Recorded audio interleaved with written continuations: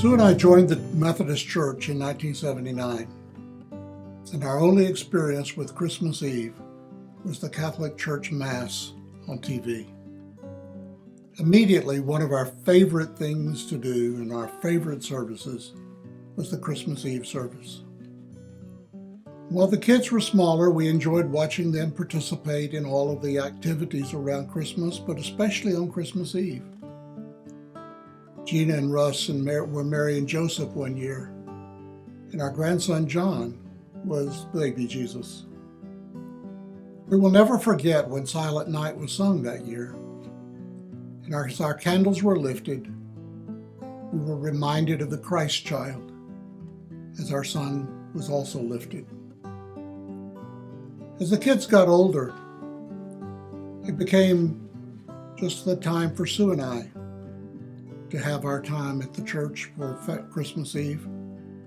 And one year the kids had an idea, and they decided that we should go to a family home in Ruidoso, New Mexico.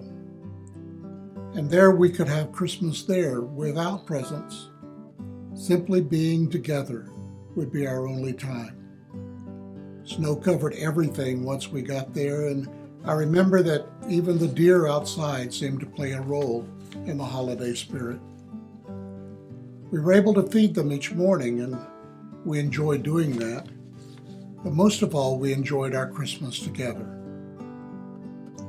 We took the turkey, the cornbread, the sweet potatoes, and a little bitty tree that we had bought at a church auction that fall, and then all of our warm clothes.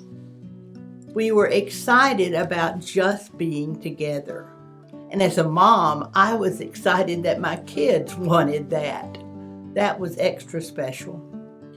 We were looking forward to the snow, to snowmen, to hiking, to playing canasta, to baking cookies, and to keeping that warm fire burning. We were excited about the time we had together.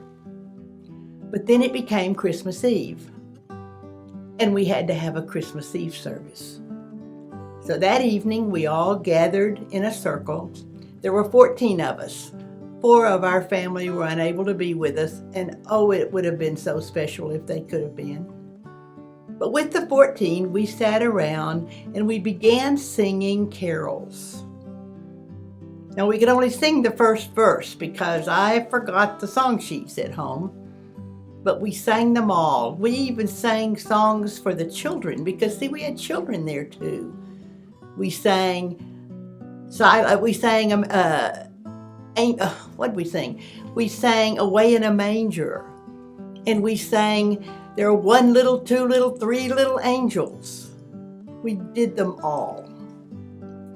When we finished our carols, Ty began to read the Christmas story from Luke 2.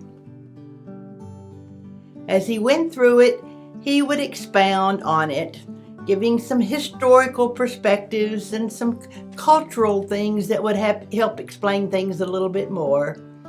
And our son spoke up and said, "Dad, keep it simple."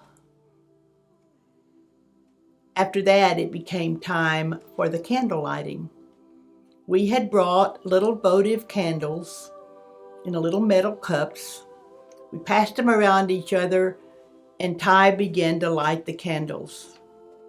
He lit his and passed it to the next person.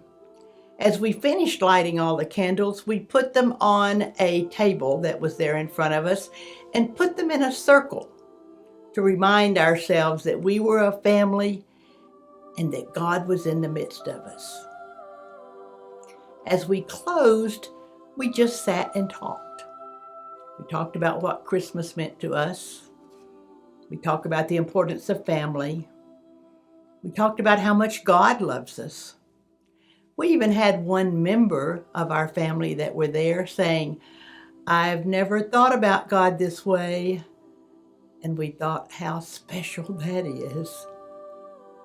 It was a time when we could spend together as a family, thinking about God and the gift that He had given us, but without being sidetracked by all of the hustle and bustle that's around Christmas. To this day, whenever Christmas comes up in our family discussion, someone asks if we can go away again, quickly saying that this was the best Christmas ever. It was a picture-perfect Christmas. Snow, deer, family, and simple times together. It was a time when we experienced God giving each of us a gift rather than giving each other a gift.